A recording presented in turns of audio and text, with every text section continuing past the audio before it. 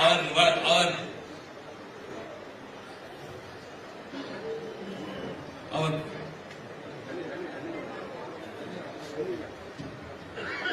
கலைஞர் அவர்கள் என்னை கைப்பிடித்து இங்கே உங்களிடம் கொண்டு வந்து சேர்த்தார்.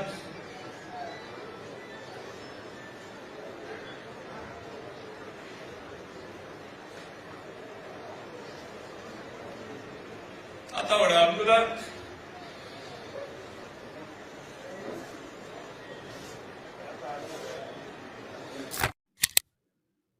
என்ன இழவு சார் இது?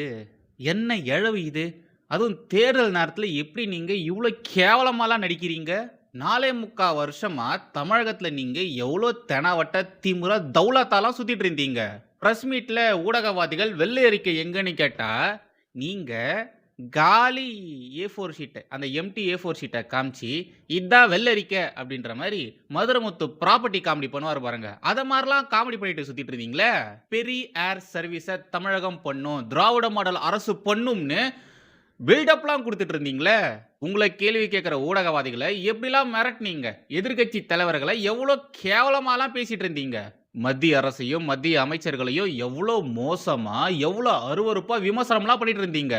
இப்போ தேர்தல் நேரம் அப்படிங்கிறதுனால ஏன் சார் நடிக்கிறீங்க? அதுவும் நல்லா நடிச்சா கூட பரவாயில்ல, ஏன் சார் இவ்வளோ கன்றாவியா நடிக்கிறீங்க? வாட்டர்மேன் ஸ்டாரை தூக்கி சாப்பிட்ற மாதிரி ஏன் சார் இவ்வளோ கர்ண கொடூரமாலாம் நடிக்கிறீங்க? அன்பில் மகேஷ் பொய்யாமொழி அவரு தான் ஒரு நடிப்பு அரக்கன் அப்படின்றத காமிச்சாரு. அவரே தேவலாம் போல அவரை விட கேவலமா மகா மட்டமால நீங்க நடிக்கிறீங்க. அதான் அழுகையும் வரல, நடிப்பும் வரல, ஆட்சி செய்யவும் வரல, ஒரு இழவும் உங்களுக்கு வரலையே. ஏன் சார் அது எல்லாத்தையுமே ட்ரை பண்றீங்க?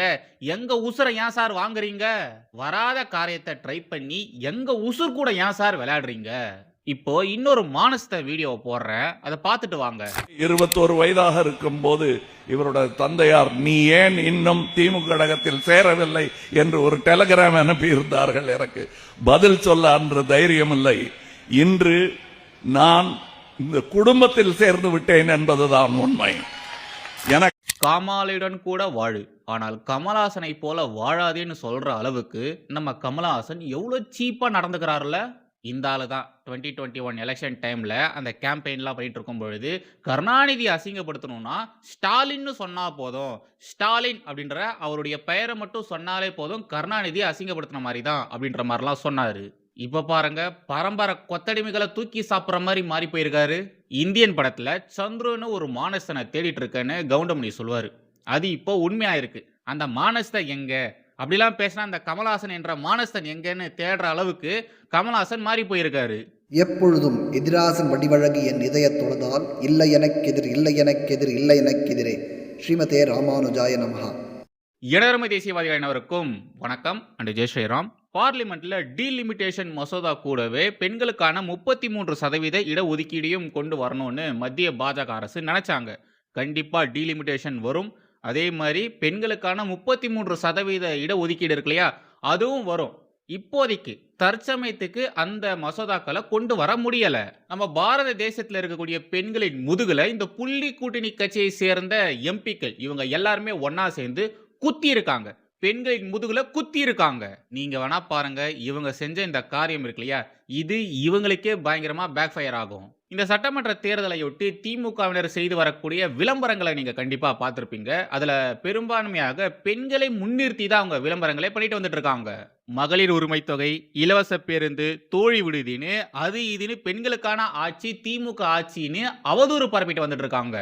நாம எல்லாருமே தொடர்ந்து திமுகவின் ஆட்சி லட்சணம் எப்படி இருக்குன்றத பார்த்துட்டு தான் வந்துட்டு இருக்கோம். இவங்க வெறும் விளம்பரங்களை மட்டும்தான் பெண்களை முன்னிறுத்துறாங்க. விளம்பரங்களை மட்டும்தான் பெண்கள் சுதந்திரம், பெண்களுக்கான முன்னேற்றங்கள், பெண்களுக்கான இடஒதுக்கீடுகள், பெண்களுக்கான உரிமைகள், இதெல்லாம் வெறும் விளம்பரங்களை மட்டும்தான் பேசுறாங்க.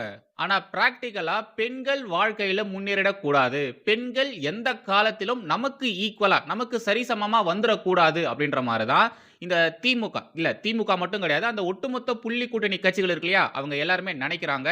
அதனாலதான் பெண்களுக்கான 33% இடஒதுக்கீடை தடுத்து நிறுத்தி இருக்காங்க. சைட்ல ஒரு சில போட்டோஸ்லாம் போடுறேன்.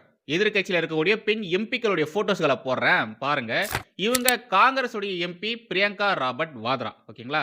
இவங்க டிம்பிள் யாதவ், இவங்க எஸ்பியினுடைய எம்பி அகிலேஷ் யாதவனுடைய மனைவியும் கூட இவங்க. அப்புறம் இவங்க பேரு சுப்ரியா ஷூலே, இவங்க என்சிபியினுடைய எம்பி. ஓகேங்களா?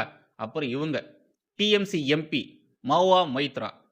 கடைசியாக இவங்க திமுக எம்பி கனிமொழி அம்மையார். இவங்கள மாதிரியான பெண் எம்பிக்களால, புள்ளி கூட்டணியை சேர்ந்த பெண் எம்பிக்களால தான் பெண்களுக்கான இடஒதுக்கீடு, அந்த 33% இடஒதுக்கீடு தடுத்து நிறுத்தப்பட்டிருக்கு. இந்த கேவலமான காரியத்தை பண்ணிப்புட்டு இதெல்லாம் பெரிய சாதனை அப்படின்ற மாதிரி இவங்க எல்லாருமே கொண்டாடிட்டு வேற இருக்காங்க. மெய்ச்சதி எருமை, இதுல என்ன பெருமைன்னு சொல்ற மாதிரி தான் இருக்கு. நீங்க பண்ணது ஒரு கேவலமான செயல், அயோக்கியத்தனமான செயல். இதை நீங்க கொண்டாடக்கூடாது. இதை நினைச்சு நீங்க வெக்கப்படணும், வேதனைப்படணும், தலை குனிஞ்சு நிக்கணும். இது எப்படிங்க பெண்களுக்கு எதிராக ஒரு காரியத்தை பண்ணிப்புட்டு அதை கொண்டாட வேற செய்றீங்க? எதிர்க்கட்சி அப்படின்னா ஆளுங்கட்சி கொண்டு வரக்கூடிய மசோதாக்கள் எல்லாத்தையுமே எதிர்க்கணும் அப்படின்ற மாதிரி இவங்க நினைச்சிட்டாங்க போல. இப்ப இவங்க செய்த இந்த கேவலமான காரியத்தினால நாடு முழுக்க இங்க இருக்கிற எல்லா பெண்களும் இவங்களுக்கு எதிராக திரும்பி இருக்காங்க. நிறைய இடங்கள்ல பேரணி, ஆர்ப்பாட்டம், போராட்டம் அது எல்லாமே பெண்கள் பண்ணிட்டு வந்துட்டு இருக்காங்க. பாஜகவுக்கு நல்லாவே தெரியும் இந்த நேரத்துல நாம இந்த ஒரு மசோதாவை கொண்டு வந்தோம்னா கண்டிப்பா புள்ளி கூட்டணி எம்பிக்கள் எதிர்ப்பு தெரிவிப்பாங்க. இந்த மசோதாவை நிறைவேற்ற விட மாட்டாங்கன்னு பாஜகவுக்கு நல்லாவே தெரியும். பாஜக விரிச்ச வலையில பாவம் இந்த புள்ளி கூட்டணி எம்பிக்கள் மாட்டிக்கிட்டாங்க. இப்போ இந்த ஒரு விஷயத்தை வச்சுக்கிட்டு பாஜக நாடு முழுக்க என்ன மாதிரியான காரியங்கள் பண்ண போறாங்க அப்படின்றத மட்டும் பாருங்க. பாரத பிரதமர் மோடி தொலைநோக்கு பார்வை கொண்ட தன் தலைமையின் கீழே நாடாளுமன்றத்திலும் மாநில சட்டமன்றத்திலும் பெண்களுக்கான 33% இடஒதுக்கீடு கொண்டு வரணும்னு பார்த்தாரு. நாரி சக்திக்கு தர வேண்டிய மரியாதையை, அவங்களுக்கு தர வேண்டிய உரிமையை நாம கண்டிப்பா தரணும்னு சொன்னாரு. ஆனா அது இப்போ தடுத்து நிறுத்தப்பட்டிருக்கு. இந்த புள்ளி கூட்டணியில இருக்கக்கூடிய அந்த எம்பிக்கள் எல்லாருமே ஒன்னா சேர்ந்து அந்த மசோதாவை தடுத்து நிறுத்தியிருக்காங்க. பெண்களுக்கு எந்த காலத்திலும் சம உரிமை இருக்கக்கூடாதுன்னு நினைச்சு பிற்போக்குத்தனமான புத்தி இவங்களுக்கு இருக்கு இல்லையா, அந்த புத்தியின் காரணமாக இந்த மசோதாவை தடுத்து நிறுத்தியிருக்காங்க. இது நல்ல மசோதான்னு அவங்களுக்கும் நல்லாவே தெரியும். புள்ளி கூட்டணியில் இருக்கக்கூடிய ஒவ்வொரு எம்பிகளுக்கும் நல்லாவே தெரியும். ஆனா இது பாஜக கொண்டு வந்ததுன்னா பெண்கள் எல்லாருமே பாஜக பக்கம் போயிடுவாங்கன்னு வேணும்னே இந்த மாதிரி இந்த திட்டத்தை தடுத்து நிறுத்தியிருக்காங்க. ஆனா இவங்க பண்ண இந்த தப்பு இருக்கு இல்லையா, இது பெரிய தப்பு. ஏன்னா இவங்க இப்போ இத மாதிரி தடுத்து நிறுத்ததுனால ஒட்டுமொத்த பெண்களின் கோபமும் இவங்க பக்கம் தான் திரும்பி இருக்கு. புள்ளி கூட்டணி எம்பிக்களுக்கு எதிராக தான் இப்போ பெண்கள் எல்லாருமே திரும்பி இருக்காங்க. பல இடங்கள்ல நியூஸ்ல வேணா பாருங்க, பல இடங்கள்ல பேரணிலாம் போயிட்டு இருக்காங்க. HD தேவகவுடான்னு ஒருத்தர் நம்ம பாரத தேசத்தின் பிரதமராக இருந்தார். 1996ல் அவர் பிரதமராக இருக்கும் பொழுது பெண்களுக்கான இடஒதுக்கீடு அப்படின்ற இந்த ஒரு விஷயத்தை அவர் அப்போ கொண்டு வந்தார்.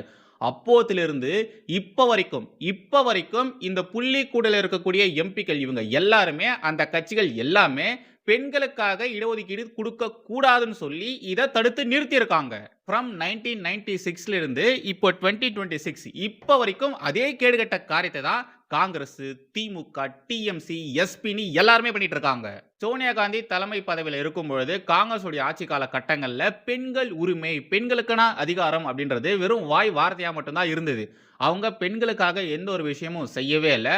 அதை தவிர்த்து ஊழல், பெண்களுக்கு எதிரான குற்றங்கள், பெண்களுக்கு எதிரான சட்டங்கள், இது மாதிரியான விஷயங்கள் தான் அவங்க தொடர்ந்து செஞ்சுட்டு வந்துட்டு இருந்தாங்க. அது மட்டும் தான் கொண்டு வந்துட்டு இருந்தாங்களே ஒழிய பெண்களுக்கு தர வேண்டிய மரியாதையை, அந்த நாரி சக்திக்கு தர வேண்டிய மரியாதையை இதுங்க கொடுத்ததே கிடையாது. பெண்களுக்கான இந்த இடஒதுக்கீடு மசோதா இருக்கு இல்லையா, இது 2010லயும் கொண்டு வரல, 2011லயும் கொண்டு வரல, 2012, 2013, 2014ன்னு இவங்க நினைச்சிருந்தா கொண்டு வந்திருக்க முடியும். ஆனா வேணும்னே காங்கிரஸ்காரனுங்க கொண்டு வரல. மாநிலங்களவையில இந்த பெண்களுக்கான இடஒதுக்கீடு மசோதாவுக்கு ஒப்புதல் கொடுத்துட்டாங்க. ஆனா இவங்க கையில 4 ஆண்டு இருந்தும் அந்த மசோதாவை அமல்படுத்தவே இல்லை, கொண்டு வரவே இல்லை. ஒன்றும் இல்லைங்க, ஜஸ்ட் அவங்க வாக்கெடுப்பு நடத்தியிருந்தாலே போதும், பெருசா ஒன்றும் பண்ணியிருக்க வேண்டாம். அந்த பட்டனை பிரஸ் பண்ணியிருந்தாலே போதும், இந்நேரத்துக்கு பெண்களுக்கான இடஒதுக்கீடு வந்திருக்கும். ஆனா இதை திட்டமிட்டு வேணும்னே பெண்களுக்கு எந்த விதமான மரியாதையும் இருக்கக்கூடாது, பெண்களுக்கு எந்த விதமான உரிமையும் இருக்கக்கூடாதுன்னு சொல்லி தான் இந்த காங்கிரஸ் இந்த மசோதாவை அப்போதிலிருந்து இப்போ வரைக்கும் வர விடல. நேற்று மக்களவையில் இந்த மசோதாவை கொண்டு வந்துருவாங்க அப்படின்ற மாதிரி தான் நான்லாம் நினைச்சிட்டு இருந்தேன். பட் திமுக கூட்டணி இவங்க திட்டம் போட்டு இந்த மசோதாவுக்கு எதிராக ஓட்ட போட்டு அந்த மசோதாவை கொண்டு வர விடல, தடுத்து நிறுத்திட்டாங்க. திமுக எம்பிக்கள் இந்த காரியத்தை பண்ணியிருக்காங்க.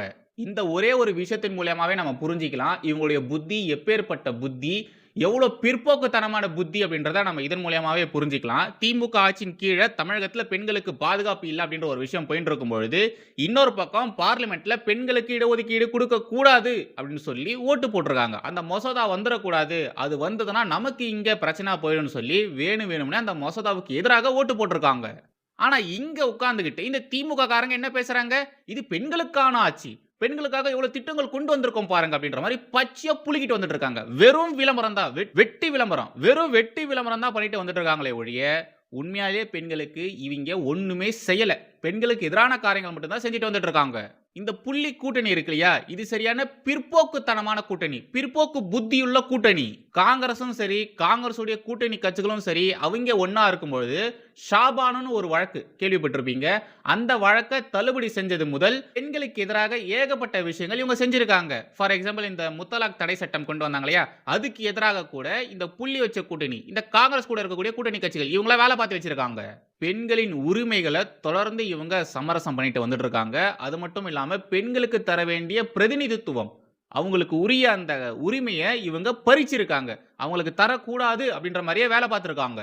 இந்த 33% இடஒதுக்கீடு வந்திருந்ததுன்னா பெண்கள் நாடாளுமன்றத்திலும் அதிகமா இருந்திருப்பாங்க, அதே மாதிரி மாநில சட்டமன்றங்களிலும் இருந்திருப்பாங்க.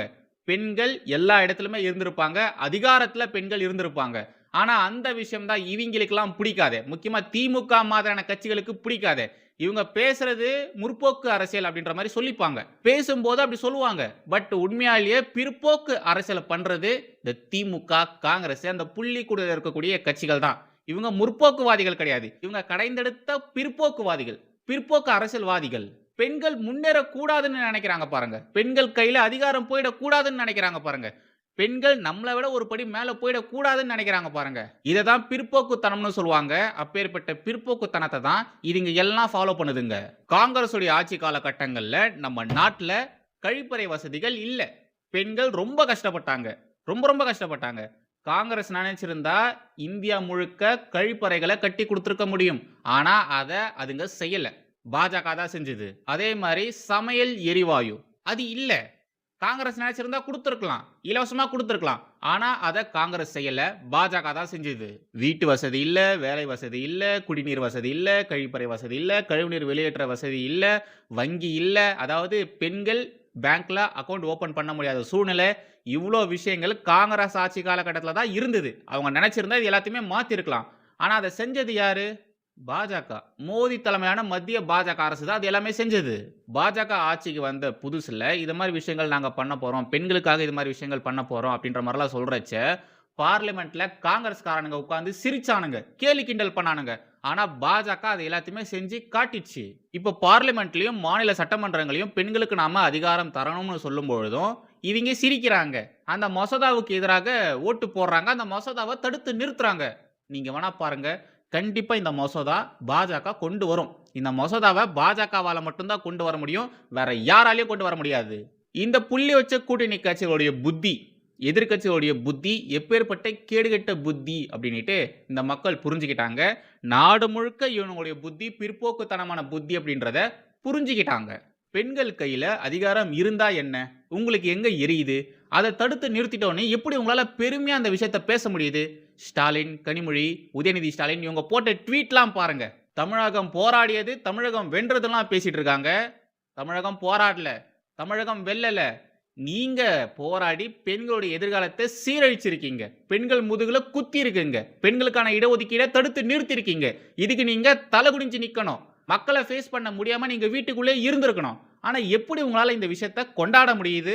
செஞ்சதெல்லாம் பிற்போக்குத்தனமான காரியங்கள். ஆனா உட்கார்ந்துகிட்டு நாங்களாம் முற்போக்குவாதிகள், பகுத்தறிவாதிகள்னு பேசிக்கிறாங்க.